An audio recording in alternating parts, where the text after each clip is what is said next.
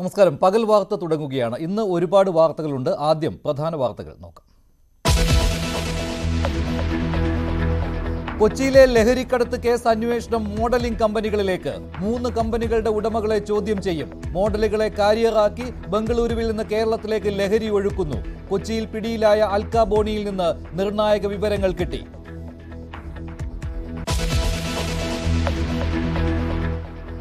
പാൽ നിറത്തിലൊഴുകി അതിൻ്റെ സ്രോതസ്സടക്കം നമ്മൾ കാണിച്ചു കൊടുത്തു. കഴിഞ്ഞ 1.5 മാസമായിട്ട് തുടർച്ചയായിട്ട് ഈ സംഭവങ്ങൾ ആവർത്തിക്കപ്പെടുന്നുണ്ട്. ഇതെല്ലാം തന്നെ ഒരു വലിയ ദുരന്തത്തിന്റെ സൂചനയായിരുന്നു. കഴിഞ്ഞ 1.5 മാസം മുതൽ ഇതിനെക്കുറിച്ചുള്ള നടപടികൾ പൂർത്തീകരിച്ചിരുന്നെങ്കിൽ ഇത്രയും ഭീകരമായിട്ടുള്ള മത്സ്യക്കുരു സംഭവിക്കില്ലായിരുന്നു. പെരിയാറിലേക്ക് രാസമാലിന്യം ഒഴുക്കിയവരെ വെറുതെ വിടരുതെന്ന് നാട്ടുകാർ. CCTVകൾ പരിശോധിച്ച് കമ്പനികളെ കണ്ടെത്തും. മീനുകൾ ചത്തതിന് നഷ്ടപരിഹാരം ആവശ്യപ്പെട്ട് മലിനീകരണ നിയന്ത്രണ ബോർഡ് ഓഫീസിലേക്ക് മാർച്ച്. ചത്ത മീനിനെ ഓഫീസിലേക്ക് വലിച്ചെറിഞ്ഞു.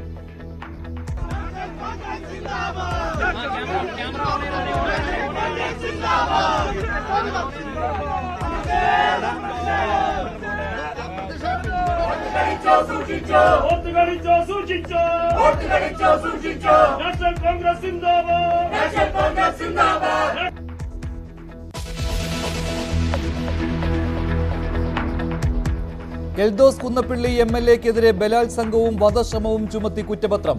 പരാതിക്കാരിയെ MLA ഒന്നിലേറെ തവണ പീഡിപ്പിച്ചെന്ന് പോലീസ്. 3 സുഹൃത്തുക്കളും പ്രതികൾ.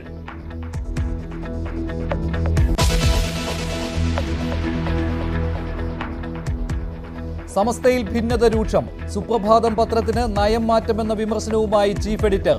ഗൾഫ് എഡിഷൻ ഉദ്ഘാടനത്തിൽ പങ്കെടുക്കാതെ പ്രതിഷേധിച്ച് ബഹാവുദ്ദീൻ അഹമ്മദ് നദ്വി.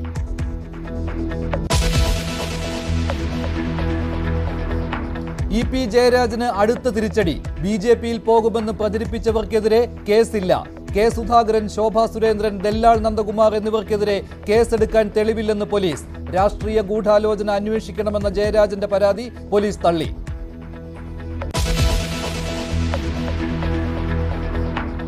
സർക്കാരുമായി വീണ്ടും ഉടക്കിന് ഗവർണർ. തദ്ദേശ വാർഡ് വിഭജന ഓർഡിനൻസ് മടക്കി. പെരുമാറ്റച്ചട്ടം നിലവിലുള്ളതിനാൽ തെരഞ്ഞെടുപ്പ് കമ്മീഷന്റെ അനുമതി വേണമെന്ന് രാജ്ഭവൻ. വെട്ടിലായി സർക്കാർ.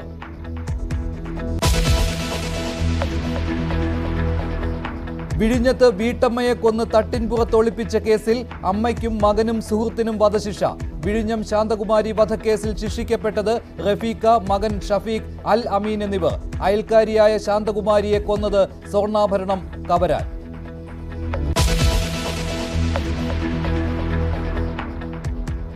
കനത്ത മഴയിൽ കാസർഗോഡ് വീരമലക്കുന്ന് ഇടിഞ്ഞു. ചെളി നിറഞ്ഞ ദേശീയപാത.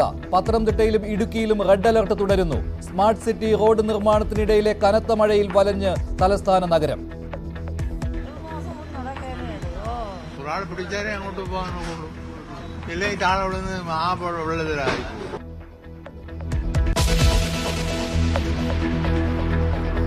ബോംബ് നിർമ്മാണത്തിനിടെ കൊല്ലപ്പെട്ടവർക്കായുള്ള CPM രക്തസാക്ഷി മണ്ഡപം ഇന്നുയരും. സ്മാരകം ഉദ്ഘാടനം ചെയ്യുന്നത് MV ഗോവിന്ദൻ. ബോംബുണ്ടാക്കുന്നത് പാർട്ടി അംഗീകരിക്കുന്നുവെന്ന വിമർശനം തള്ളി രക്തസാക്ഷികളാക്കി ആദരിക്കൽ.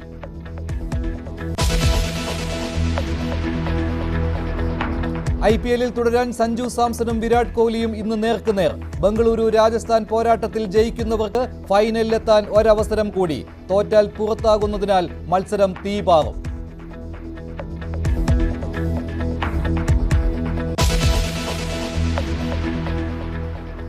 ലഹരി മാഫിയയ്ക്കായുള്ള അന്വേഷണം പുതിയ വഴിത്തിരിവിലേക്ക് എത്തുകയാണ് കൊച്ചിയിൽ. കഴിഞ്ഞ ദിവസങ്ങളിലാണ് മോഡൽ ഉൾപ്പെടെ ഏതാനും പേർ കൊച്ചിയിൽ അറസ്റ്റിലായത്. ബംഗളൂരുവിൽ നിന്ന് കൊച്ചിയിലേക്ക് ലഹരി മരുന്ന് എത്തിക്കുന്നതിലെ പ്രധാന കണ്ണികളാണ് ഇവരെന്ന് പോലീസ് കണ്ടെത്തിയിരുന്നു. മോഡലായ അൽക്ക ബോണിയിൽ നിന്ന് കിട്ടിയ വിവരങ്ങളിലേക്കാണ് ഇപ്പോൾ പോലീസിന്റെ അന്വേഷണം തുടരുന്നത്. ഇത് ചില മോഡലിംഗ് കമ്പനികളിലേക്ക് ചെന്നെത്തിയിരിക്കുകയാണ്.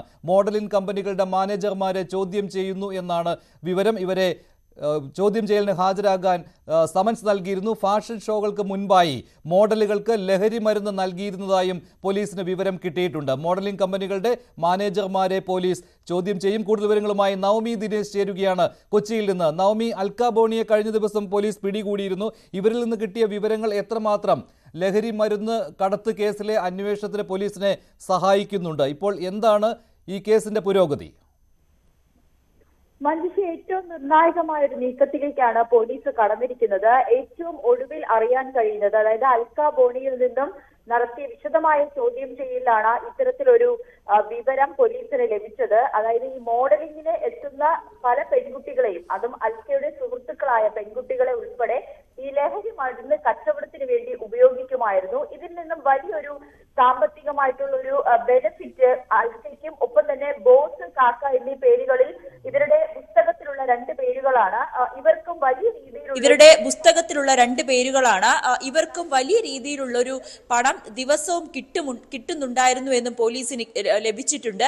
ബോസിന് പ്രതിദിനം 46,000 രൂപ വരെ കിട്ടുമെന്നും പോലീസ് കണ്ടെത്തിയിട്ടുണ്ട്.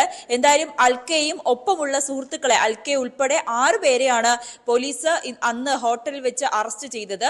ഈ ലഹരി അന്ന് തന്നെ ഈ പോലീസ് അറസ്റ്റ് ചെയ്യുമ്പോൾ ഇവർ 6 പേരും വലിയ രീതിയിൽ ലഹരി ഉപയോഗിച്ച് നിൽക്കുന്ന ഒരു സാഹചര്യത്തിലായിരുന്നു. പിന്നീടാണ് വിശദമായിട്ടുള്ള അന്വേഷണവും ചോദ്യം ചെയ്യലും ഒക്കെ നടത്തിയത്. ഇതിൽ നിന്നാണ് ഈ ഞെട്ടിപ്പിക്കുന്ന വിവരങ്ങൾ പോലീസിന് ലഭ്യമായത്. പെൺ സുഹൃത്തുക്കളെ ഉപയോഗിച്ച് പോലും അൽക്ക ഇത്തരത്തിൽ ലഹരി വിൽപ്പന നടത്തിയിരുന്നു. ഒപ്പം തന്നെ ഇവരെ ലഹരി ഉപയോഗത്തിന് പ്രേരിപ്പിക്കുകയും ചെയ്തിരുന്നു.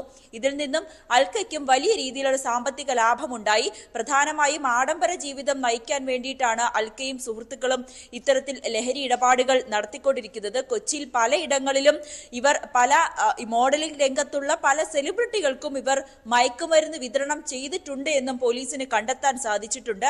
ഇനി പോലീസിന്റെ നീക്കം ഈ ബോസ്, കാക്ക എന്നീ പേരുകളിലുള്ള, അതായത് അന്ന് അൽക്കയെയും സുഹൃത്തുക്കളെയും പിടികൂടുന്ന സമയത്ത് ഉണ്ടായിരുന്ന ഒരു കണക്ക് പുസ്തകവും ആ ഹോട്ടലിൽ നിന്നും പിടികൂടിയിരുന്നു.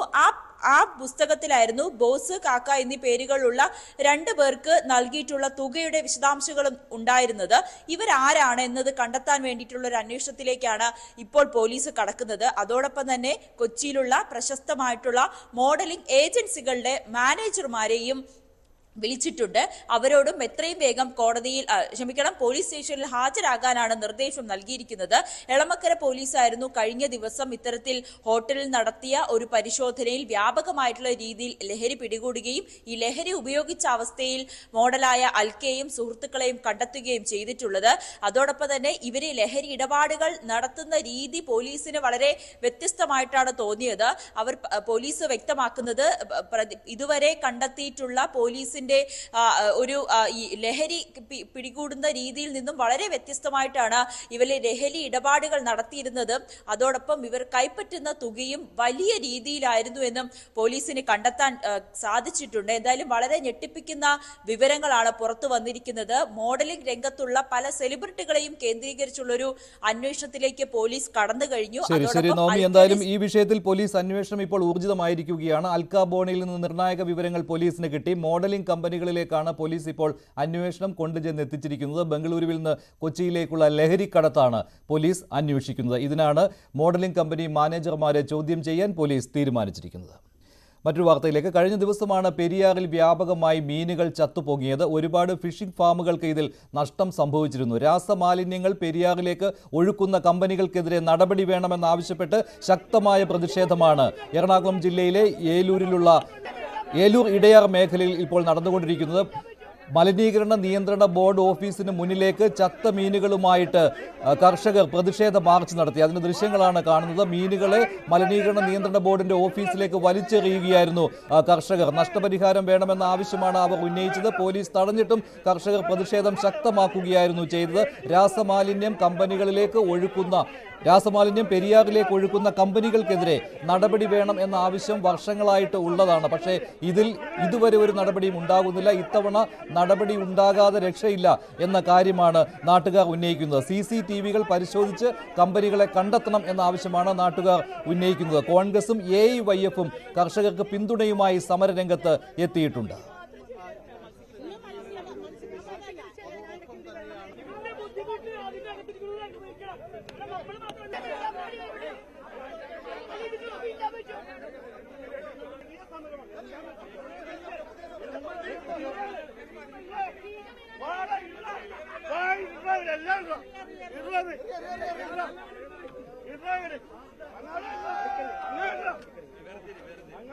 കൂടുതൽ വിവരങ്ങൾ നൽകാൻ ഏലൂരിൽ നിന്ന് ഡാനി പോൾ ചേരുകയാണ്. ഡാനി, ഇത്തവണ കർഷകർ വലിയ പ്രതിഷേധമാണല്ലോ നടത്തുന്നത്. ഇതിൽ ഏത് കമ്പനിയാണ് ഇത്തരത്തിൽ കൂടുതലായിട്ട് രാസമാലിന്യം പെരിയാറിലേക്ക് തള്ളുന്നത്? ഇതിപ്പോഴും കണ്ടെത്താൻ കഴിഞ്ഞിട്ടില്ലല്ലോ. മാത്രമല്ല കമ്പനികൾ കൈകഴുകുകയാണ്, സർക്കാരും ഒന്നും കണ്ടെത്താൻ കഴിയാത്ത ഒരവസ്ഥയിലാണ്. ഇന്ന് പി രാജീവ് നൽകിയ വിവരമനുസരിച്ച് രാസമാലിന്യം ഒഴുക്കുന്നുണ്ടോ എന്ന് പരിശോധിക്കാമെന്ന് മാത്രമേ പറഞ്ഞിട്ടുള്ളൂ. എന്താണിപ്പോൾ കർഷകർ അവിടെ പറയുന്നത്, നാട്ടുകാർ പറയുന്നത്?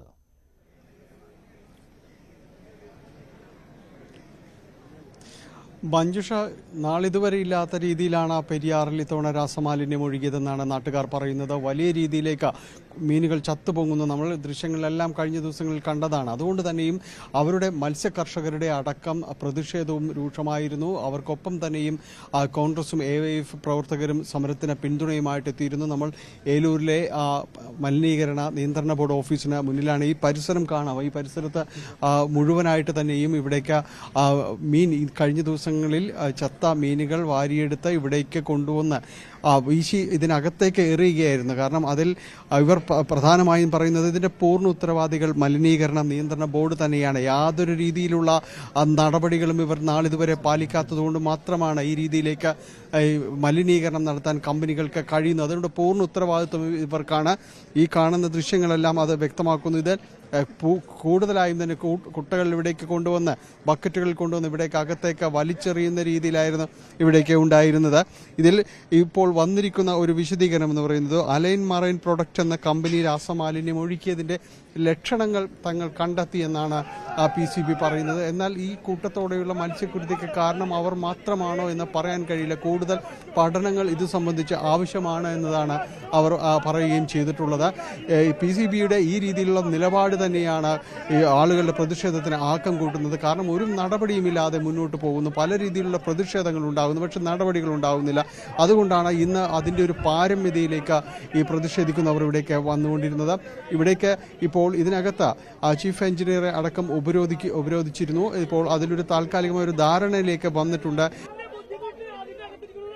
ഒപ്പം തന്നെ DCC പ്രസിഡന്റ് മുഹമ്മദ് ഷിയാസും ഇതിനകത്ത് ചർച്ചകൾ നടത്തിയിരുന്നു. ഇപ്പോൾ ഇവർക്ക് സംഭവിക്കുന്ന ഈ നഷ്ടം, അതോടൊപ്പം തന്നെ പെരിയാറിൽ സംഭവിച്ചിരിക്കുന്ന ഈ മലിനീകരണത്തിൻ്റെ ഇപ്പോൾ ചത്ത മീനുകൾ പലയിടത്തായിട്ട് അഴുകുന്നു. അപ്പോൾ ഇത്തരം കാര്യങ്ങൾക്കെല്ലാം തന്നെ നടപടികൾ ഉണ്ടാകണമെന്ന് ഇവർ ആവശ്യപ്പെടുന്നുണ്ട്.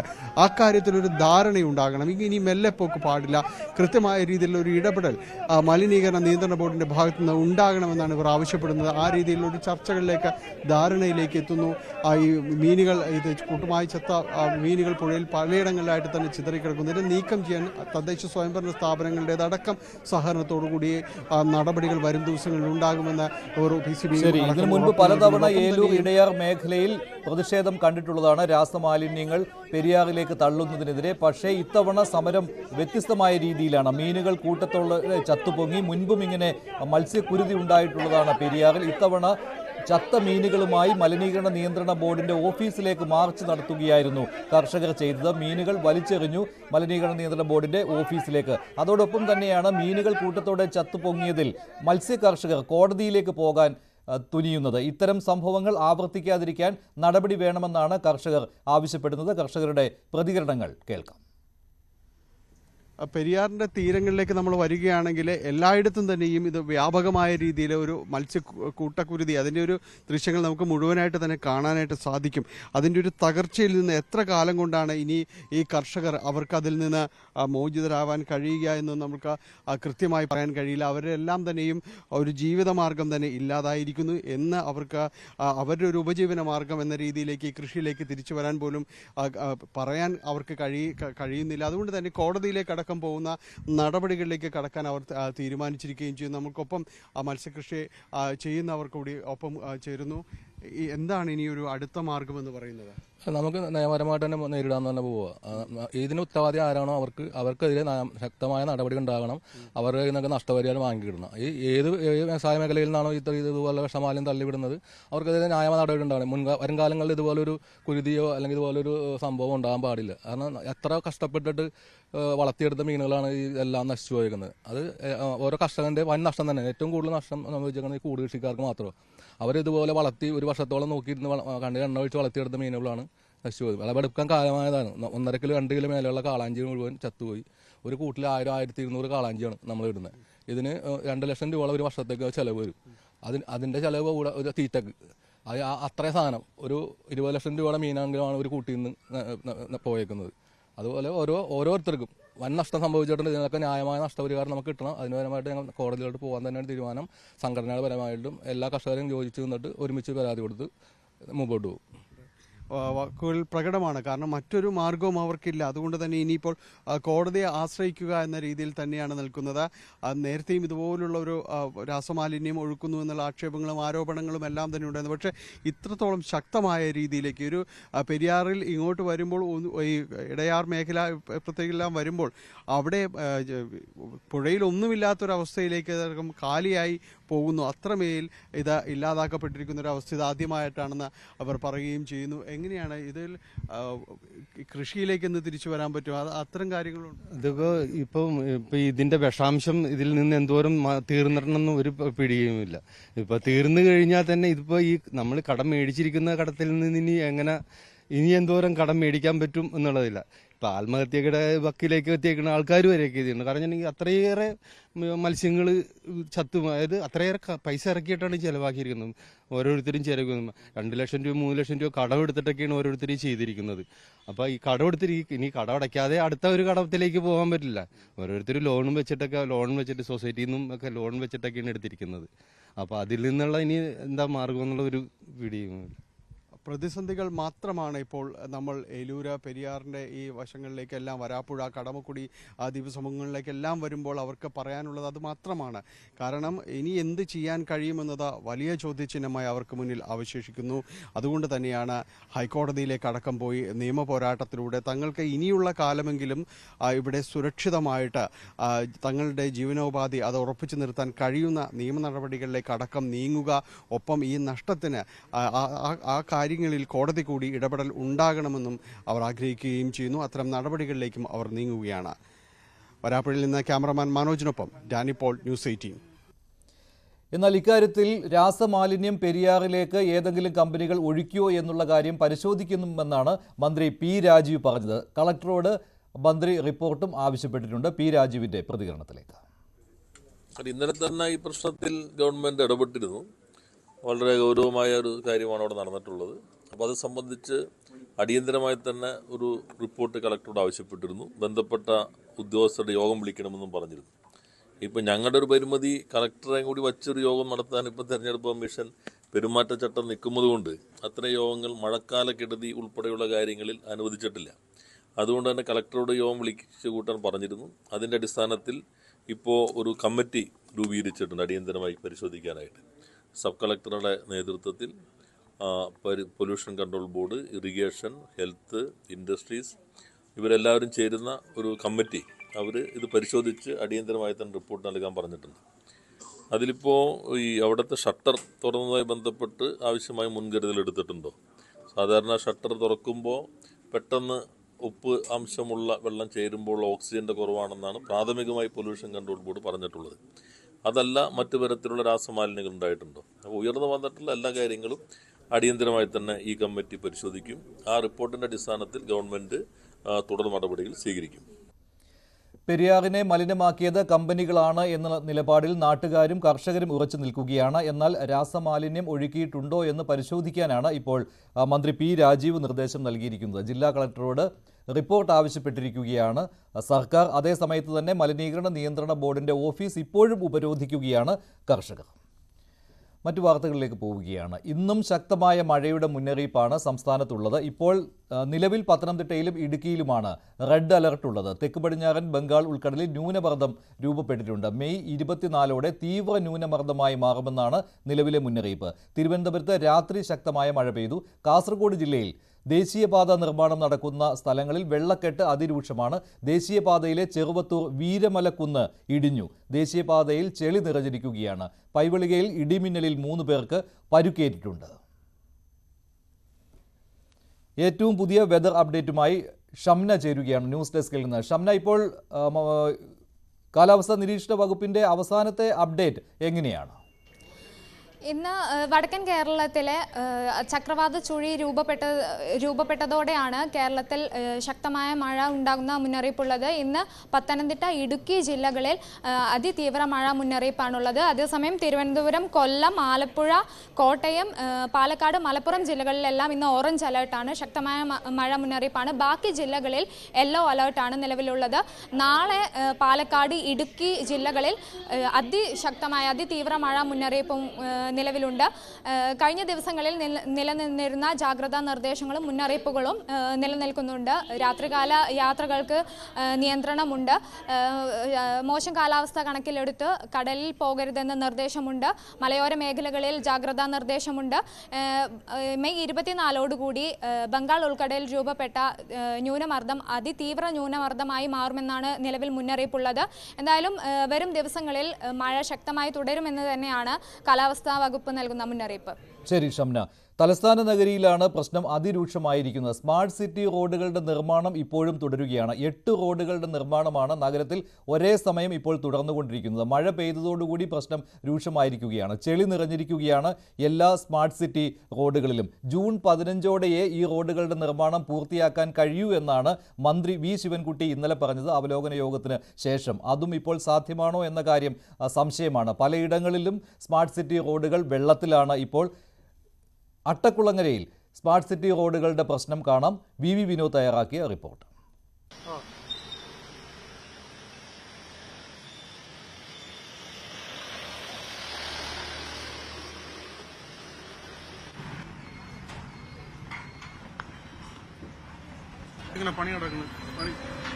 എത്ര ദിവസം 2-3 മാസം കൊണ്ട് നടക്കാനാണ്.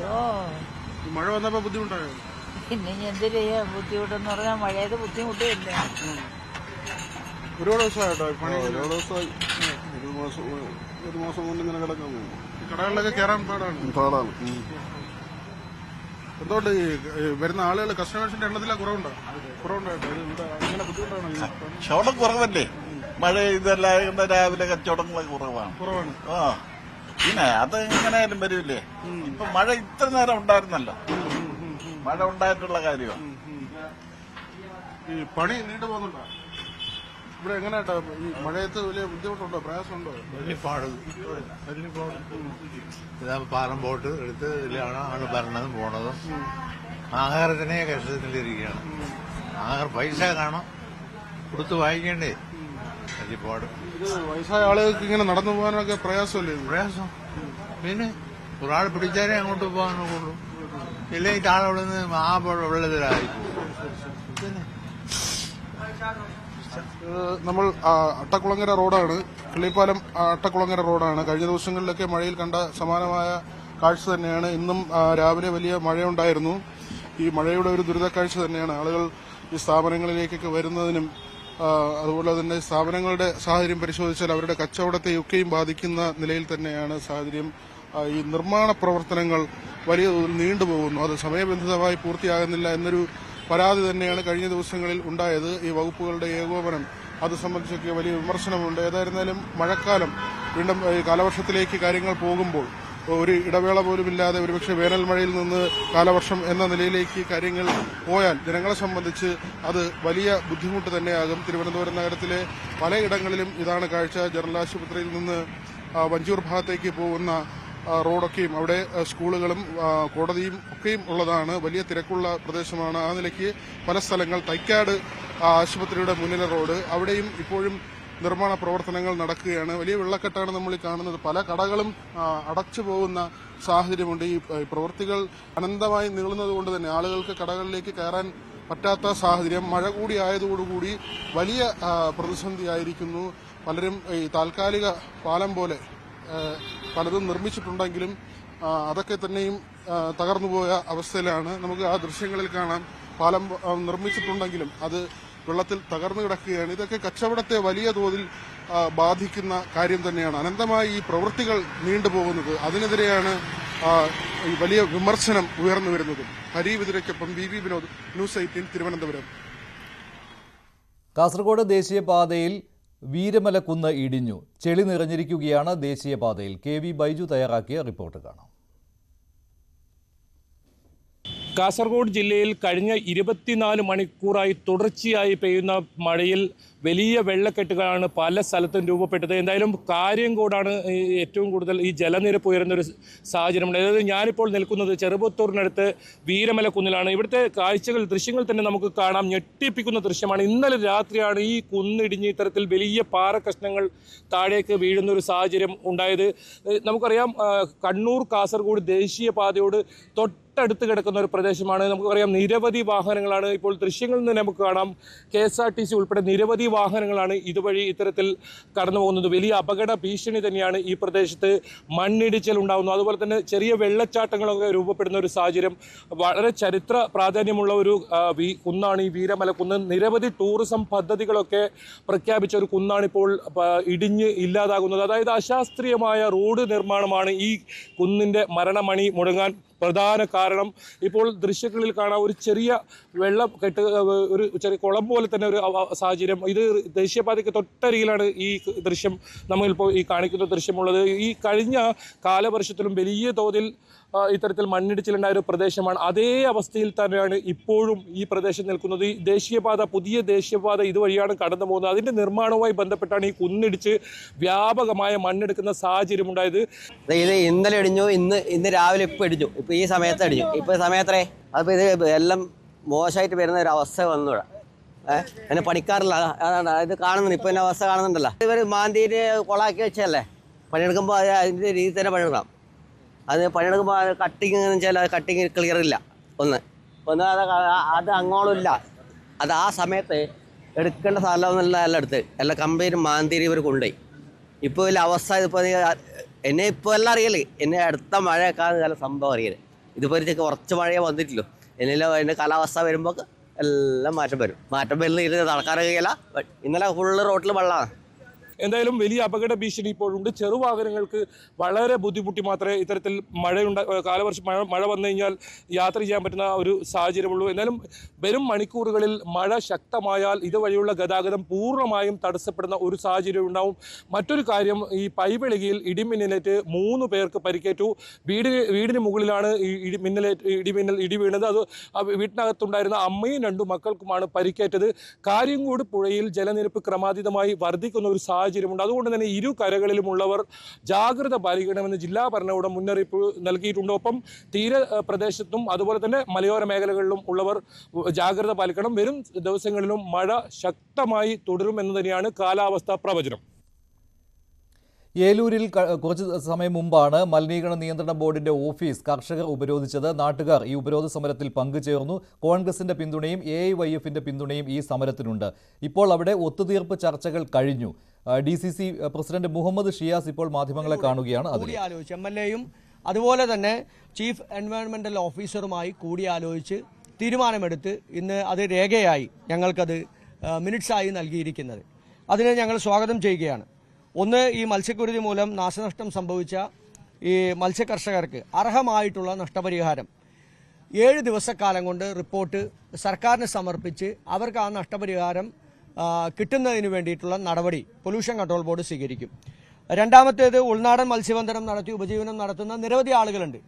ഇപ്പോൾ ഈ പ്രദേശങ്ങളിലെ ഈ പുഴയിലും ഈ കായലിലും ഒക്കെ മത്സ്യബന്ധനം നടത്തുന്ന 100 കണക്കിന് ആളുകളാണ്, അതുമൂലം ജീവിക്കുന്ന ആളുകളുണ്ട്. അവരെ സംബന്ധിച്ചിടത്തോളം ഇനി ഒരു 6 മാസക്കാലത്തേക്ക് പൊല്യൂട്ടഡായിട്ടുള്ള ഈ വെള്ളത്തിൽ മത്സ്യം ശേഖരിക്കാനോ അല്ലെങ്കിൽ അത് വിൽപ്പന നടത്താനോ അവർക്ക് സാധിക്കുകയില്ല. അപ്പോൾ അവർക്ക് റേഷൻ ഉൾപ്പെടെയുള്ള അടിയന്തര ധനസഹായം നൽകാൻ വേണ്ടിയിട്ടുള്ള നടപടി പൊല്യൂഷൻ കൺട്രോൾ ബോർഡ് ആ റിപ്പോർട്ട് കൂടി സർക്കാരിലേക്ക് കൊടുക്കും. അതുപോലെ തന്നെ ചത്ത മത്സ്യങ്ങൾ ഓരോ മേഖലയിലും ഓരോ പ്രദേശത്തും അത് വലിയ വ്യാപകമായിട്ടുള്ള പൊല്യൂഷൻ ഉണ്ടാക്കുന്നുണ്ട്. ഒന്ന്, ദുർഗന്ധം, വലിയ ദുർഗന്ധമാണ്. ആ വെള്ളം പൊല്യൂട്ടഡാണ്. ഈ ചത്ത മത്സ്യം കിടക്കുന്ന വെള്ളം പൊല്യൂട്ടഡാണ്. അപ്പോൾ അതുകൊണ്ട് തന്നെ ആ ചത്ത മത്സ്യം അത് ശേഖരിക്കാനും അത് ശാസ്ത്രീയമായി സംസ്കരിക്കാനും പൊല്യൂഷൻ കൺട്രോൾ ബോർഡ് തദ്ദേശ സ്വയംഭരണ സ്ഥാപനങ്ങളുമായി ബന്ധപ്പെട്ട് അവരുമായി ചേർന്ന് അതിൻ്റെ പണം പൊല്യൂഷൻ കൺട്രോൾ ബോർഡ് കൊടുക്കും. അവരെ കൊണ്ട് ആ പ്രവൃത്തി ചെയ്യിപ്പിക്കാമെന്നുള്ള ഉറപ്പ് നൽകിയിട്ടുണ്ട്. അതുപോലെ ഔദ്യോഗിക ജോലിയിൽ അനാസ്ഥ കാണിച്ച കുറ്റക്കാരായിട്ടുള്ള ഉദ്യോഗസ്ഥന്മാർക്കെതിരായി മാതൃകാപരമായിട്ടുള്ള ശിക്ഷാ നടപടി അത് സ്വീകരിക്കുമെന്ന് പൊല്യൂഷൻ കൺട്രോൾ ബോർഡ് തന്നെ പറഞ്ഞിട്ടുണ്ട്. ഇവിടെ 20 ഉദ്യോഗസ്ഥന്മാരുണ്ട്. ഈ മിനിഞ്ഞാന്ന് 3 മണിക്ക് ഈ മത്സ്യങ്ങൾ ചത്തുപൊങ്ങി. അതിനുശേഷം ഈ റെഗുലേറ്റർ തുറന്നുവിട്ടതുമായി ബന്ധപ്പെട്ടുണ്ടായ ഈ പ്രശ്നങ്ങൾ അറിഞ്ഞിട്ടും പിറ്റേ ദിവസം രാവിലെയാണ് ഈ ഉദ്യോഗസ്ഥന്മാർ അവിടെ വരുന്നതും അതെല്ലാം ഈ മത്സ്യങ്ങൾ ശേഖരിക്കുന്നതും വെള്ളം ശേഖരിക്കുന്നതും. അപ്പോൾ കുറ്റകരമായിട്ടുള്ള അനാസ്ഥയാണ്. അറിഞ്ഞിട്ടും തിരിഞ്ഞു നോക്കാതെ അങ്ങോട്ട് പോകാതെ ഇരുന്ന ഉദ്യോഗസ്ഥന്മാർക്കെതിരായി നടപടികൾ സ്വീകരിക്കണമെന്ന് ഞങ്ങളുടെ ഉറപ്പിൽ അന്വേഷണം നടത്തി കുറ്റക്കാരായിട്ടുള്ള ഉദ്യോഗസ്ഥന്മാർക്കെതിരായി നടപടി സ്വീകരിക്കാമെന്ന് പറഞ്ഞിട്ടുണ്ട്. രാസമാലിന്യം ഒഴുക്കുന്ന കമ്പനികൾക്കെതിരായി നമുക്കറിയാം ഈ മേഖലയുമായി ബന്ധപ്പെട്ട് നിരവധി വ്യവസായങ്ങൾ നടത്തുന്നുണ്ട്. പൊല്യൂട്ടഡ് ആയിട്ടുള്ള ഈ രാസമാലിന്യങ്ങൾ ഉൾപ്പെടെയുള്ള ഈ വ്യവസായങ്ങൾ നടത്തുന്ന ഈ കമ്പനികളിൽ നിന്നുള്ള ഈ രാസമാലിന്യങ്ങൾ ഈ മഴക്കാലത്ത് മഴ പെയ്യുന്ന സമയത്ത് തുറന്നുവിടുന്നതാണ് ഇത്തരത്തിലുള്ള മത്സ്യക്കുരുതി ഉണ്ടാകുന്നതും വെള്ളം പൊല്യൂട്ട് ആകുന്നതും. അപ്പോൾ അതുകൊണ്ട് വ്യവസായങ്ങൾ നടത്തുന്ന ആളുകൾക്ക് സർക്കാരിൻ്റെ പാരിസ്ഥിതികമായിട്ടുള്ള തീരുമാനപ്രകാരം ശാസ്ത്രീയമായിട്ടുള്ള അവരുടെ ഉൽപ്പന്നങ്ങൾ അതിനകത്ത് വരുന്ന മാലിന്യങ്ങൾ അത് ഡിസ്ചാർജ് ചെയ്യുമ്പോൾ നടത്തേണ്ട ക്രമീകരണം അത് നടത്താതെ തന്നെ നേരിട്ട് പുഴയിലേക്കും അതുപോലെ തന്നെ കായലിലേക്കും ഒഴുക്കിവിടുന്ന ഈ കമ്പനികൾക്കെതിരായി അന്വേഷണം നടത്തി നടപടി സ്വീകരിക്കാമെന്ന് കൂടി പൊല്യൂഷൻ കൺട്രോൾ ബോർഡ് പറഞ്ഞിട്ടുണ്ട്. അതിൽ ഞങ്ങൾക്ക് അത്ര വിശ്വാസമില്ല. കാരണം കഴിഞ്ഞ 8 വർഷക്കാലമായി ഒരു കമ്പനികൾക്കെതിരായും ഒരു നടപടിയും ഇതുവരെ സ്വീകരിക്കാൻ കഴിഞ്ഞിട്ടില്ല. വായുവിലൂടെയും വെള്ളത്തിലൂടെയും ഈ ഭൂമിയിൽ മുഴുവൻ പൊല്യൂട്ടഡ് ആകുന്ന നിരവധിയായിട്ടുള്ള കമ്പനികൾ ഇവിടെ പ്രവർത്തിക്കുന്നുണ്ട്. ഞങ്ങൾ കമ്പനികൾക്കെതിരല്ല, പക്ഷേ ശാസ്ത്രീയമായി അത് സംസ്കരിക്കാനുള്ള മാർഗങ്ങൾ കമ്പനികൾ തേടേണ്ടതാണ്.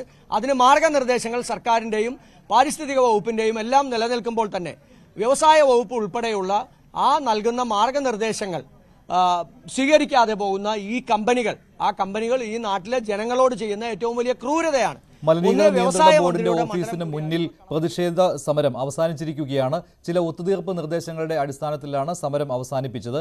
നഷ്ടപരിഹാരം കർഷകർക്ക് നൽകാം എന്നുള്ള ഒരു ഉറപ്പുണ്ട്. ഇത് അന്വേഷിച്ച് നടപടിയെടുക്കും എന്നുള്ള ഉറപ്പും കിട്ടിയിട്ടുണ്ട്. രാസമാലിന്യങ്ങൾ പെരിയാറിലേക്ക് തള്ളുന്ന കമ്പനികൾക്കെതിരെയുള്ള നടപടിയാണ് നാട്ടുകാർ ആവശ്യപ്പെടുന്നത്. അത് പക്ഷേ ഇതുവരെ കിട്ടിയിട്ടില്ല. അങ്ങനെ ഒരു അന്വേഷണം നടത്താമെന്നുള്ള ഉറപ്പാണ് ഇപ്പോൾ കിട്ടിയിരിക്കുന്നത്. മറ്റൊരു വാർത്തയിലേക്ക്. ലൈംഗിക അതിക്രമ കേസിൽ എൽദോസ് കുന്നപ്പിള്ളി MLA-ക്കെതിരെ കുറ്റപത്രം നൽകി. ബലാത്സംഗവും വധശ്രമവും കുറ്റപത്രത്തിൽ പറയുന്നുണ്ട്. പരാതിക്കാരിയെ ഒന്നിലേറെ തവണ പീഡിപ്പിച്ചുവെന്ന് നെയ്യാറ്റിൻകര കോടതിയിൽ നൽകിയ കുറ്റപത്രത്തിൽ പറയുന്നു. അതോടൊപ്പം തന്നെ തള്ളിയിട്ട് കൊലപ്പെടുത്തുവാൻ ശ്രമിച്ചു എന്നുള്ള കാര്യവും എൽദോസ് കുന്നപ്പിള്ളിക്കെതിരെ കുറ്റപത്രത്തിൽ ഉണ്ട്. എൽദോസ് കുന്നപ്പിള്ളിയുടെ 2 സുഹൃത്തുക്കളും ഈ കേസിൽ പ്രതികളാണ്. എൽദോസ് കുന്നപ്പിള്ളിൽ MLA-ക്കെതിരെ തിരുവനന്തപുരം ജില്ലാ ക്രൈംബ്രാഞ്ചാണ് നെയ്യാറ്റിൻകര കോടതിയിൽ കുറ്റപത്രം സമർപ്പിച്ചിരിക്കുന്നത്. ബലാത്സംഗം, വധശ്രമം തുടങ്ങിയ വകുപ്പുകളാണ് കുറ്റപത്രത്തിൽ MLA-ക്കെതിരെ ചുമത്തിയിരിക്കുന്നത്. 5 വർഷമായി പരിചയമുണ്ടായിരുന്ന യുവതിയെ 2022 ജൂലൈ മാസം 4-ാം തീയതി ബലാത്സംഗം ചെയ്തുവെന്നാണ് എടുത്തു പറയുന്നത്. ഒന്നിലേറെ തവണ ബലാത്സംഗം നടന്നതായും കുറ്റപത്രത്തിൽ പറയുന്നു. തൃക്കാക്കരയിലെയും അതോടൊപ്പം കുന്നത്തുനാടിലെയും വീടുകളിൽ വെച്ചും യുവതിക്ക് നേരെ ബലാത്സംഗം നടന്നിട്ടുണ്ട് എന്നും കുറ്റപത്രത്തിൽ പറയുന്നുണ്ട്. എൽദോസ് കുന്നപ്പിള്ളിയെ കൂടാതെ മറ്റ് 2 സുഹൃത്തുക്കളെക്കുറിച്ചും കുറ്റപത്രത്തിൽ വ്യക്തമാക്കിയിട്ടുണ്ട്. ഇവരും കേസിലെ പ്രതികളാണ്. എന്തായാലും കോവളത്ത് വെച്ചാണ് ഈ യുവതിയെ തള്ളിയിട്ട് കൊലപ്പെടുത്താൻ ശ്രമിച്ചത് എന്നാണ് കുറ്റപത്രത്തിലെ പരാമർശം.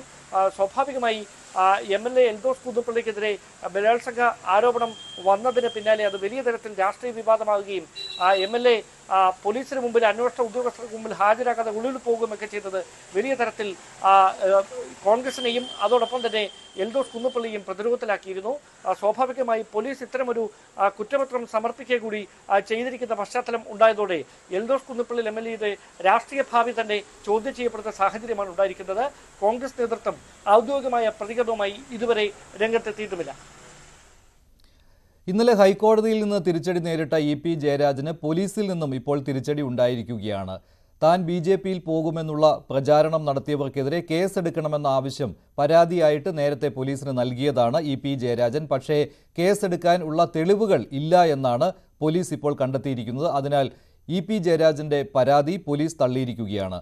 BJP നേതാവ് Shobha Surendran, KPCC president K Sudhakaran, ദല്ലാൾ നന്ദകുമാർ ഇവർക്കെതിരെ കേസെടുക്കണം എന്നായിരുന്നു ജയരാജന്റെ ആവശ്യം. രാഷ്ട്രീയ ഗൂഢാലോചന അന്വേഷിക്കണമെന്നും ആവശ്യപ്പെട്ടിരുന്നു. പക്ഷേ ഈ ആവശ്യങ്ങൾ പോലീസ് തള്ളിക്കളഞ്ഞു. ആരോപണത്തിന് പിന്നിൽ ഗൂഢാലോചനയുണ്ടെന്ന് ആരോപിച്ച് സംസ്ഥാന പോലീസ് മേധാവിക്കാണ് EP ജയരാജൻ പരാതി നൽകിയത്. തുടർന്ന് പരാതി കഴക്കൂട്ടം ACP-ക്ക് കൈമാറി. ഇതിൽ പ്രാഥമിക അന്വേഷണം നടത്തിയ ശേഷമാണ് കേസെടുക്കാൻ കഴിയില്ലെന്ന് വ്യക്തമാക്കുന്ന റിപ്പോർട്ട് ACP തയ്യാറാക്കിയത്. രാഷ്ട്രീയ ഗൂഢാലോചനയായതിനാൽ കേസെടുക്കാൻ പരിമിതിയുണ്ട്. കോടതി നിർദ്ദേശമുണ്ടെങ്കിൽ കേസെടുക്കാമെന്നും പോലീസ് വ്യക്തമാക്കി. ഇത് സംബന്ധിച്ച റിപ്പോർട്ട് ACP ഉടൻ തിരുവനന്തപുരം സിറ്റി പോലീസ് കമ്മീഷണർക്ക് കൈമാറും. എന്നാൽ തന്നെ പോലീസ് ഒന്നും അറിയിച്ചിട്ടില്ലെന്നും നിയമ നടപടിയുമായി മുന്നോട്ടു പോകുമെന്നും EP ജയരാജൻ പറഞ്ഞു. ജയരാജൻ BJPയിൽ ചേരാൻ ചർച്ച നടത്തിയെന്നായിരുന്നു K. സുധാകരൻ, ശോഭ സുരേന്ദ്രൻ, TG നന്ദകുമാർ എന്നിവരുടെ ആരോപണം. എന്നാൽ ആരോപണം അടിസ്ഥാനരഹിതമാണെന്നും ഇതിൽ ഗൂഢാലോചനയുണ്ടെന്നും ഇതുവഴി തനിക്ക് മാനഹാനി ഉണ്ടായെന്നുമാണ് ജയരാജന്റെ പരാതിയിൽ ആരോപിക്കുന്നത്. ജയരാജന്റെയും മകന്റെയും മൊഴിയെടുത്ത പോലീസ് ആരോപണ വിധേയരുടെ മൊഴിയെടുക്കേണ്ടെന്ന നിലപാടിലാണ്. ആക്കുളത്തെ ഫ്ളാറ്റിൽ നിന്നുള്ള CCTV ദൃശ്യങ്ങളടക്കം ശേഖരിച്ച ശേഷമാണ് റിപ്പോർട്ട് തയ്യാറാക്കിയിരിക്കുന്നത്. ന്യൂസ് 18 തിരുവനന്തപുരം.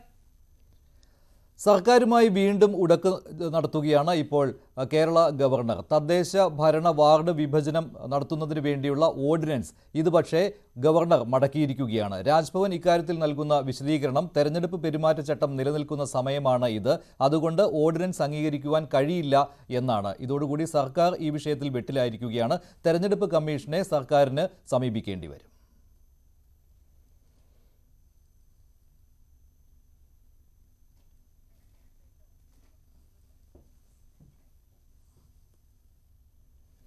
പ്രധാന വാർത്തകൾ ഒരിക്കൽ കൂടി നോക്കാം.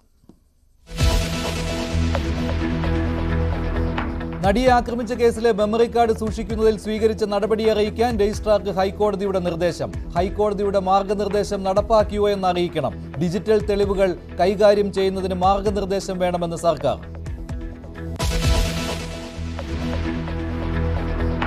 പാലക്കാട് കൊല്ലങ്കോട്ട് കമ്പിവേലിയിൽ പുലി കുടുങ്ങി. കമ്പിവേലിയിൽ തുളഞ്ഞ് പുലിക്ക് പരുക്ക്.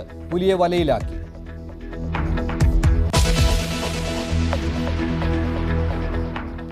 ഒരു തവണ തിരിച്ചടവ് മുടങ്ങിയതിന് ഗുണ്ടകളെ വിട്ട് തല്ലിച്ചതച്ച് സ്വകാര്യ പണമിടപാട് സ്ഥാപനം.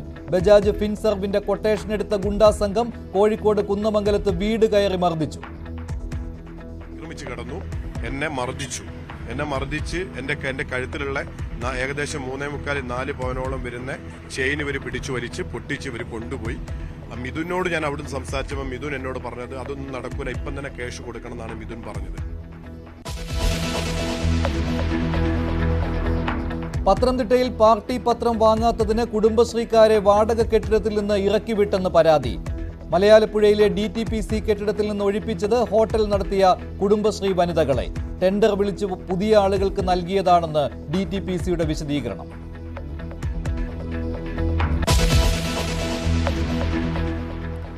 പാലക്കാട് കൊല്ലങ്കോട്ട് കമ്പിവേലിയിൽ കുടുങ്ങിയ പുലിയെ മയക്കുവെടി വെച്ച് കൂട്ടിലാക്കി. RRT സംഘം എത്തിയാണ് 4 മണിക്കൂർ നേരത്തെ പരിശ്രമത്തിനൊടുവിൽ മയക്കുവെടി വെച്ചത്. വിനേഷ് ചേരുകയാണ് സ്ഥലത്ത് നിന്ന് വിവരങ്ങളുമായി. വിനേഷ്, എങ്ങനെയാണ് പുലിയെ പിടിക്കുവാൻ കഴിഞ്ഞത്? രാവിലെയാണ് പുലിയെ പാലക്കാട് കൊല്ലങ്കോടുള്ള ഒരു സ്വകാര്യ തോട്ടത്തിൽ കണ്ടെത്തിയത്. ഇവിടെയുള്ള കമ്പിവേലിയിൽ കുടുങ്ങിയ നിലയിലായിരുന്നു. 2 ഇടത്തായി കമ്പിവേലി കുടുങ്ങിയിട്ടുണ്ട്. ഒന്ന് അടിവയറിന്റെ ഭാഗത്തും ഒന്ന് ഇടുപ്പിന്റെ ഭാഗത്തുമാണ്. ഈ 2 ഭാഗത്തായിട്ട് കുടുങ്ങിയിട്ടുണ്ടായിരുന്നു കമ്പി. ഇത് എടുക്കുക എന്നുള്ളത് വനംവകുപ്പിനെ സംബന്ധിച്ചിടത്തോളം വലിയ ബുദ്ധിമുട്ടായിരുന്നു. തുടർന്ന് ഇതിനെ മയക്കുവെടി വെച്ച ശേഷം കൊണ്ടുപോകാനായിരുന്നു പരിപാടി. അങ്ങനെ മയക്കുവെടി വിദഗ്ധൻ ഉൾപ്പെടെയുള്ള ആളുകൾ, അത് വെറ്റിനറി സർജൻ ഉൾപ്പെടെ വന്നതിന് ശേഷമാണ് ഇതിനെ മയക്കുവെടി വെച്ച് ഇപ്പോൾ 5 മണിക്കൂറോളം സമയം നിരീക്ഷണത്തിൽ വെക്കണം എന്നാണ് പറയുന്നത്. 5 മണിക്കൂർ നിരീക്ഷണം കഴിഞ്ഞതിന് ശേഷം ഇതിനെ പറമ്പിക്കുളം കടുവാ സങ്കേതത്തിലേക്ക് കൊണ്ടുവിടും എന്നാണ് ഇപ്പോൾ നമുക്ക് വനംവകുപ്പിൽ നിന്ന് ലഭിക്കുന്ന വിവരം. എന്തായാലും ഈ പ്രദേശത്ത്, അതായത് ഇവിടെ നിന്ന് ഇപ്പൊ ഈ പുലിയെ കണ്ടെത്തിയ സ്ഥലത്ത് നിന്ന് ഒരു 300 മീറ്റർ മാത്രമാണ് വനത്തിലേക്കുള്ളത്. അതായത് വനമേഖലയോട് ചേർന്ന് കിടക്കുന്ന അതിർത്തി ഗ്രാമങ്ങളാണ്. ഇവിടെ സാധാരണ നിലയിൽ വന്യജീവി ശല്യം രൂക്ഷമാണ്. കഴിഞ്ഞ കുറെ കാലമായി പുലിയെ കാണുന്നതും നിരന്തരമായി വനംവകുപ്പിന് പരാതി നൽകുന്ന ഉൾപ്പെടെയുള്ള കാര്യങ്ങളുണ്ടായിരുന്നു. എന്തായാലും ഇന്ന് ഈ സംഭവവുമായി ബന്ധപ്പെട്ടുകൊണ്ട് സംഭവ സ്ഥലത്ത് വലിയ ആൾക്കൂട്ടം തന്നെ തടിച്ചുകൂടിയിരുന്നു. ഈ പുലിശല്യം പരിഹരിക്കണമെന്ന് ആവശ്യപ്പെട്ടെങ്കിലും വനംവകുപ്പ് അതിൽ കൃത്യമായ ഒരു മറുപടി നൽകിയില്ല എന്നുള്ളൊരു ആക്ഷേപം കൂടിയുണ്ട്. എന്തായാലും ഇത് 5 വയസ്സ് കണക്കാക്കുന്ന ഒരു പെൺപുലിയാണ് കുടുങ്ങിയിട്ടുള്ളത്. എന്തായാലും ഇതിന്റെ ആരോഗ്യനില തൃപ്തികരമാണ്. 2 സ്ഥലത്ത് മുറിവുകൾ ഉണ്ടെങ്കിൽ പോലും ആഴത്തിലുള്ള മുറിവുകളില്ല എന്നാണ് പറയുന്നത്. എന്തായാലും ഇതിന് ഏതെങ്കിലും തരത്തിലുള്ള പ്രശ്നങ്ങൾ ഉണ്ടോ എന്ന് നോക്കുന്നതിന് വേണ്ടിയിട്ടാണ് 5 മണിക്കൂർ ഇതിന് നിരീക്ഷണത്തിൽ വെച്ചിരിക്കുന്നത്. അതിനുശേഷമായിരിക്കും പറമ്പിക്കുളത്തേക്ക് കൊണ്ടുപോവുക. ശരി വിനേഷ്. കൊല്ലങ്കോട്ടാണ് ഈ സംഭവം. പുലിയെ മയക്കുപിടി വെച്ച് പിടികൂടിയിട്ടുണ്ട്. തിരുവനന്തപുരം വിഴിഞ്ഞത്തെ ശാന്തകുമാരി വധക്കേസിൽ പ്രതികൾക്ക് വധശിക്ഷ വിധിച്ചു.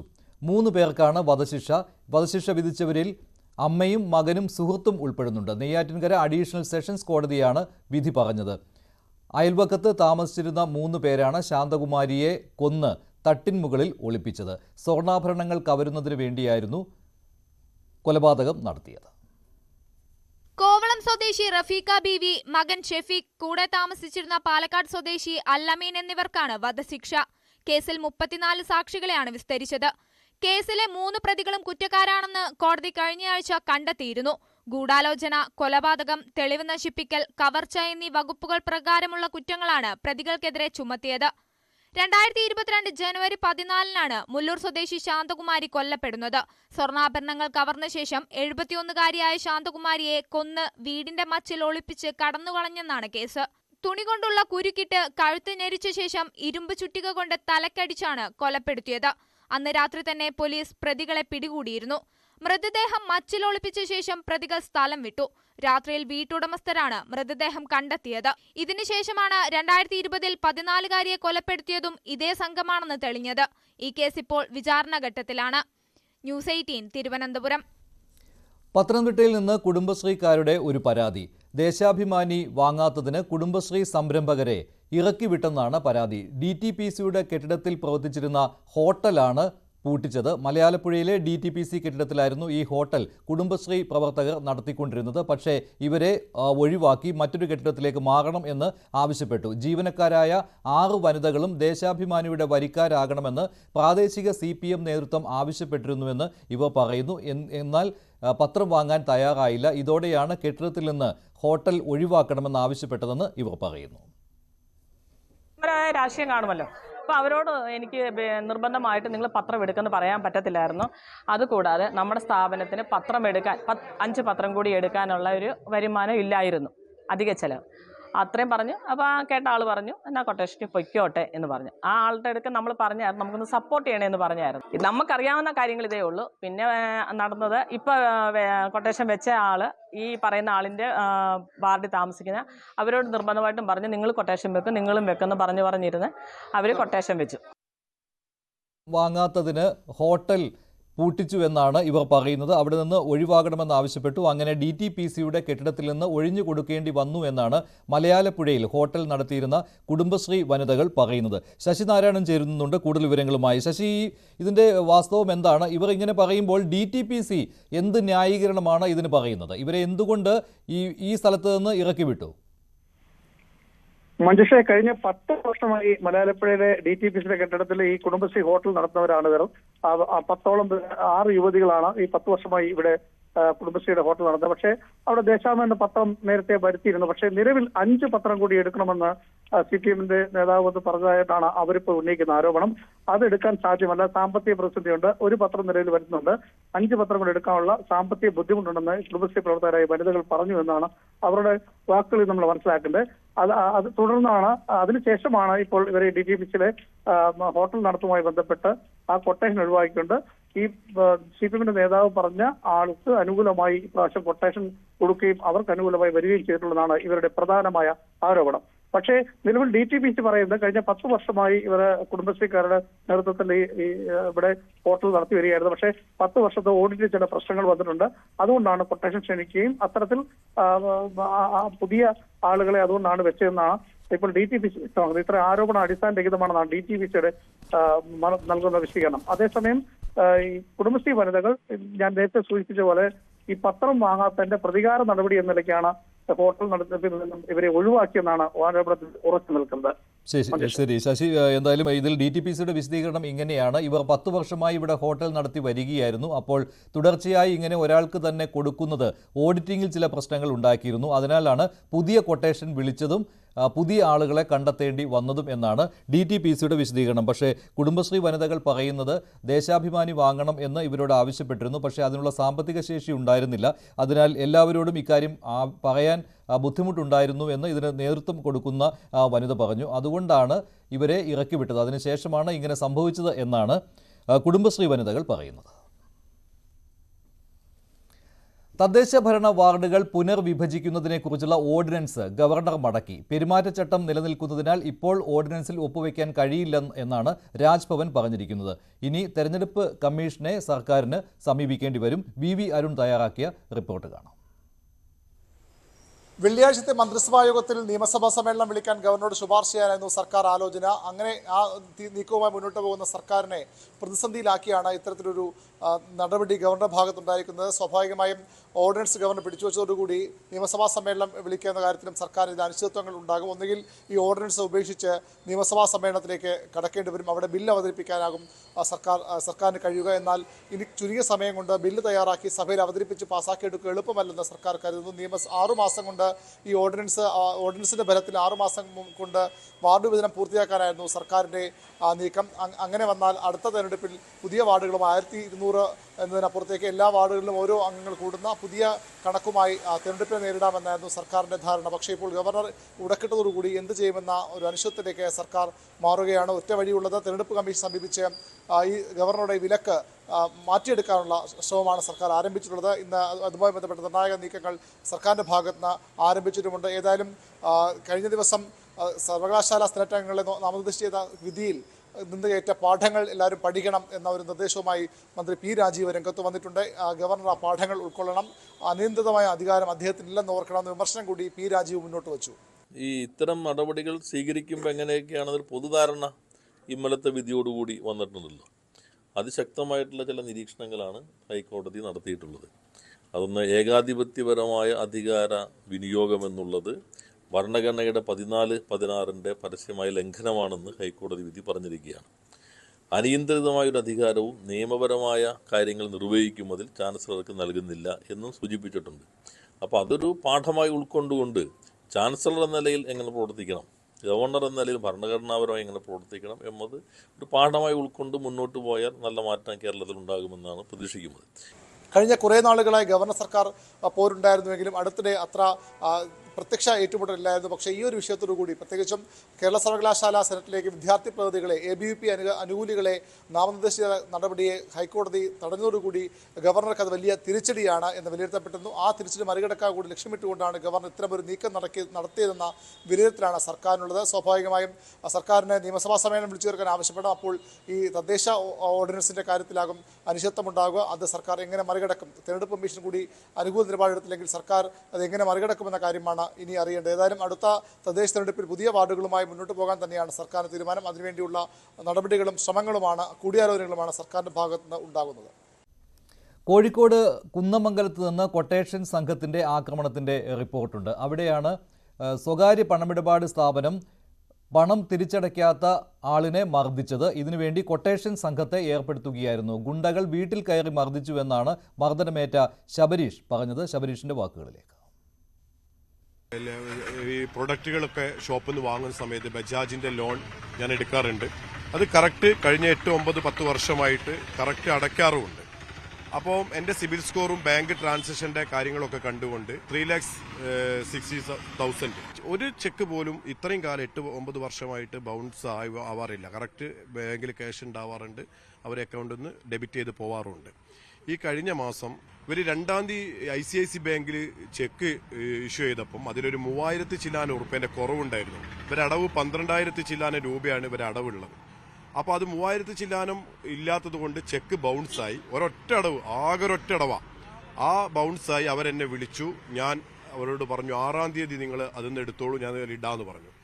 ഞാൻ മെയ് 5-ാം തീയതി ഞാൻ അതിലേക്ക് 20,000 രൂപ ഞാൻ അക്കൗണ്ടിലേക്ക് ട്രാൻസ്ഫർ ചെയ്തിരുന്നു. എൻ്റെ ഈ വാർത്തയുടെ കൂടുതൽ വിവരങ്ങളുമായി MS അനീഷ് കുമാർ ചേരുകയാണ് കോഴിക്കോട് നിന്ന്. അനീഷ്, കൃത്യമായിട്ട് ശബരീഷ് കാര്യങ്ങൾ പറയുന്നുണ്ടല്ലോ. ഒറ്റത്തവണ മാത്രം അത് ഒരു 3000 രൂപയുടെ കുറവ് കൊണ്ട് EMI അടയ്ക്കാൻ പറ്റിയില്ല, അവിടെ ബൗൺസ് ആവുകയായിരുന്നു ഉണ്ടായത്. പക്ഷേ അദ്ദേഹം പിന്നീട് ബാങ്കിൽ ഈ പണം അടയ്ക്കുകയും ചെയ്തതാണ്. എന്നിട്ടും ഈ പണമിടപാട് സ്ഥാപനം ഗുണ്ടകളെ വിട്ടു തല്ലിച്ചു എന്നാണല്ലോ.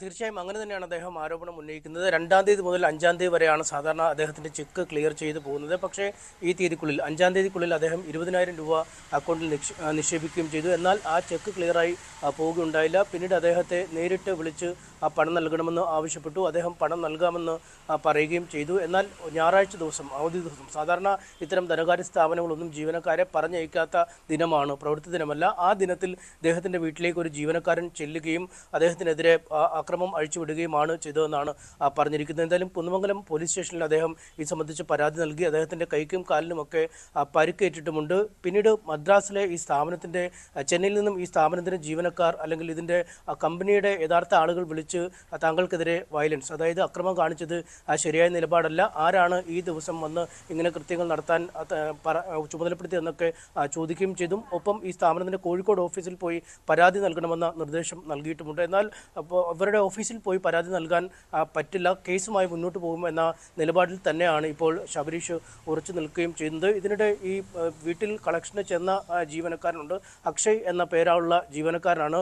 ഓഫ് റോളായി പേയ്മെൻറ്റ് നടത്തുന്ന, അതായത് കമ്പനിയുടെ സ്ഥിരം ജീവനക്കാരനല്ലാത്ത ഈ ഔട്ട്സോഴ്സ് ചെയ്ത തരത്തിലുള്ള ജീവനക്കാരനാണ് ഇദ്ദേഹം എന്നാണ് മനസ്സിലാക്കാൻ കഴിയുന്നത്. ഇദ്ദേഹം ആശുപത്രിയിൽ ചികിത്സയിൽ പ്രവേശിക്കപ്പെട്ടിട്ടുണ്ട്. ഇദ്ദേഹത്തിൻ്റെ പരാതിയിൽ ഇപ്പോൾ ശബരീഷിനെതിരെയും ഇന്നലെ പോലീസ് കേസ് രജിസ്റ്റർ ചെയ്തിട്ടുണ്ട്. ശരി, MS അനീഷ് കുമാറാണ് വിവരങ്ങൾ നൽകിയത്. EMI മുടങ്ങിയാൽ സ്വകാര്യ പണമിടപാട് സ്ഥാപനങ്ങൾ മർദ്ദിക്കുന്നതിനു വേണ്ടി ഗുണ്ടകളെ ഏർപ്പാടാക്കിയിട്ടുണ്ട് എന്നതിന് ഉദാഹരണമാണ് ശബരീഷിനേറ്റ ഈ മർദ്ദനം. ശബരീഷ് എന്തായാലും നിയമ നടപടിയുമായി മുന്നോട്ട് പോകാൻ തന്നെയാണ് തീരുമാനിച്ചിരിക്കുന്നത്. സമസ്തയിലെ ഭിന്നതയെക്കുറിച്ചുള്ള റിപ്പോർട്ടാണ് അടുത്തത്. സുപ്രഭാതം പത്രത്തിന്റെ ഗൾഫ് എഡിഷന്റെ ഉദ്ഘാടനത്തിൽ പങ്കെടുക്കാത്തതിനെ ന്യായീകരിച്ചുകൊണ്ട് ചീഫ് എഡിറ്ററായ ഡോക്ടർ ബഹാവുദ്ദീൻ മുഹമ്മദ് നദ്വിയുടെ വാക്കുകൾ.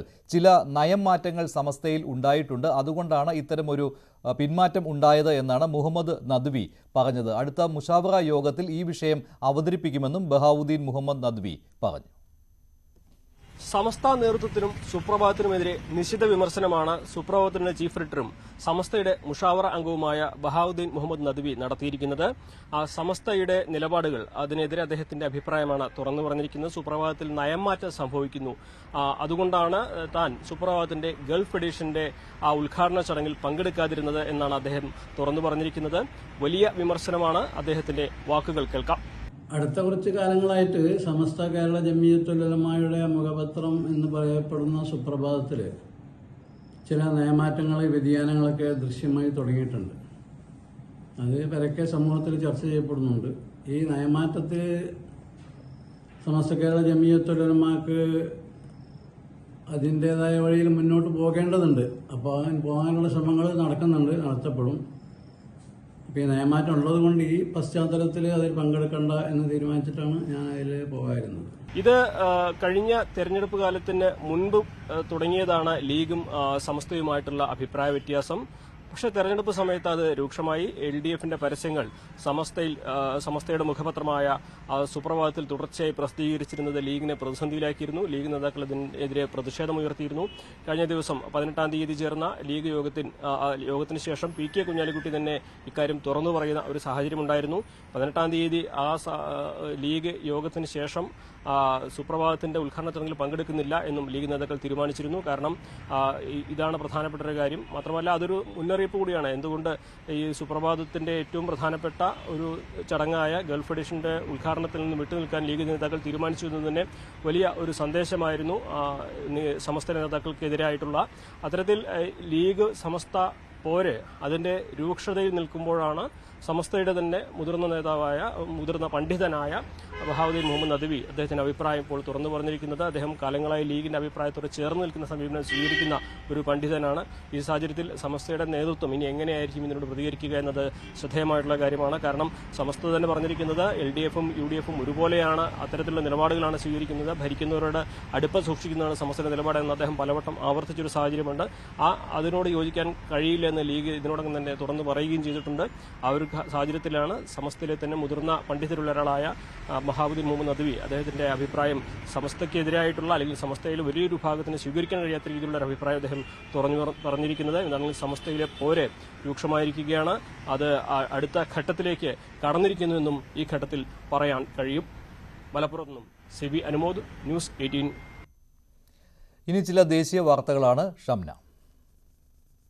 നമസ്കാരം. പൂനെയിൽ 17-കാരൻ ഓടിച്ച ആഡംബര കാർ ഇടിച്ച് ബൈക്ക് യാത്രക്കാർ കൊല്ലപ്പെട്ട സംഭവത്തിൽ 17-കാരന് വാഹനം ഓടിക്കുന്നതിന് വിലക്ക്. 25 വയസ്സാകുന്നതുവരെ ലൈസൻസ് നേടുന്നതിനാണ് മഹാരാഷ്ട്ര ട്രാൻസ്പോർട്ട് കമ്മീഷണർ വിലക്കിയത്. കാറിന് രജിസ്ട്രേഷൻ ഇല്ലെന്നും കണ്ടെത്തി 17-കാരൻ അപകടമുണ്ടാക്കുന്നതിന് മുൻപ് സന്ദർശിച്ച ബാറിൽ 48,000 രൂപ ചെലവാക്കിയതായും പോലീസ് കണ്ടെത്തിയിട്ടുണ്ട്. ഡൽഹി മുഖ്യമന്ത്രി അരവിന്ദ് കെജ്രിവാളിനെ വധിക്കുമെന്ന് ഭീഷണിപ്പെടുത്തിയ യുവാവ് അറസ്റ്റിൽ. 33-കാരനായ അങ്കിത് ഗോയലാണ് അറസ്റ്റിലായത്. ഇയാൾ മെട്രോ സ്റ്റേഷനിൽ ഭീഷണി മുദ്രാവാക്യങ്ങൾ എഴുതുന്ന ദൃശ്യങ്ങൾ പുറത്തുവന്നു. CCTV കേന്ദ്രീകരിച്ചുള്ള അന്വേഷണത്തിലാണ് അങ്കിത് ഗോയൽ അറസ്റ്റിലായത്. BJPയുമായി ബന്ധമുള്ളവരാണ് മെട്രോ സ്റ്റേഷനിൽ ഭീഷണി മുദ്രാവാക്യം എഴുതിയതെന്നായിരുന്നു ആം ആദ്മി പാർട്ടിയുടെ ആരോപണം. എന്നാൽ ഇയാളുടെ രാഷ്ട്രീയ പശ്ചാത്തലമടക്കം അന്വേഷിച്ചു വരികയാണെന്ന് പോലീസ് അറിയിച്ചു. കനത്ത ചൂടിൽ വെന്തുരുകി ഉത്തരേന്ത്യ. രാജസ്ഥാൻ, ഹരിയാന, ഉത്തർപ്രദേശ്, ഡൽഹി, ബീഹാർ, ഗുജറാത്ത് തുടങ്ങിയ സംസ്ഥാനങ്ങളിലാണ് കടുത്ത ചൂട് ജനങ്ങളെ ദുരിതത്തിലാക്കുന്നത്. 47 ഡിഗ്രി സെൽഷ്യസിന് മുകളിലാണ് താപനില. ഇതോടെ കാലാവസ്ഥാ വകുപ്പ് ജാഗ്രതാ നിർദ്ദേശം നൽകിയിട്ടുണ്ട്. എന്നാൽ ദക്ഷിണേന്ത്യയിൽ മഴ മുന്നറിയിപ്പുണ്ട്. ബംഗളൂരു കെമ്പഗൌഡ അന്താരാഷ്ട്ര വിമാനത്താവളത്തിൽ വാഹനങ്ങളുടെ പ്രവേശന നിരക്കിൽ മാറ്റം. ക്യാബ് ഉൾപ്പെടെയുള്ള കമേഴ്ഷ്യൽ വാഹനങ്ങളുടെയും സ്വകാര്യ വാഹനങ്ങളുടെയും പ്രവേശന നിരക്കിലാണ് മാറ്റം. ക്യാബ് ഉൾപ്പെടെയുള്ള കമേഴ്ഷ്യൽ വാഹനങ്ങൾ 7 മിനിറ്റ് നേരം വരെ തുടരുന്നതിന് 150 രൂപ പ്രവേശന നിരക്കായി നൽകണം. 7 മിനിറ്റിന് മുകളിൽ തുടരുകയാണെങ്കിൽ 300 രൂപയാണ് നിരക്ക്. ദേശീയ വാർത്തകൾ പൂർണ്ണമാകുന്നു. നമസ്കാരം. ഇനി സ്വർണം വെള്ളി നിരക്കുകൾ കൂടി നോക്കാം. കവിത ഗോൾഡ് ആൻഡ് ഡയമണ്ട്സ് ഇന്നത്തെ സ്വർണം വെള്ളി നിരക്കുകൾ നിങ്ങൾക്കായി സമർപ്പിക്കുന്നത്. വലിയ സ്വപ്നങ്ങൾ, വലിയ സന്തോഷങ്ങൾ, വലിയ collection. Kavitha gold and diamonds. സ്വർണം 22 ക്യാരറ്റ് ഗ്രാമിന് 6,820, പവന് 54,560. 18 ക്യാരറ്റ് ഗ്രാമിന് 5,690, പവന് 45,520. വെള്ളി ഗ്രാമിന് 100 രൂപ, കിലോയ്ക്ക് 1,00,000 രൂപ. കവിത ഗോൾഡ് ആൻഡ് ഡയമണ്ട്സ് ഇന്നത്തെ സ്വർണം വെള്ളി നിരക്കുകൾ നിങ്ങൾക്കായി സമർപ്പിക്കുന്നത്. വലിയ സ്വപ്നങ്ങൾ, വലിയ സന്തോഷങ്ങൾ, വലിയ collection. Kavitha gold and diamonds. ഇടവേളയ്ക്ക് ശേഷം സ്പോട്ട് ലൈവ്.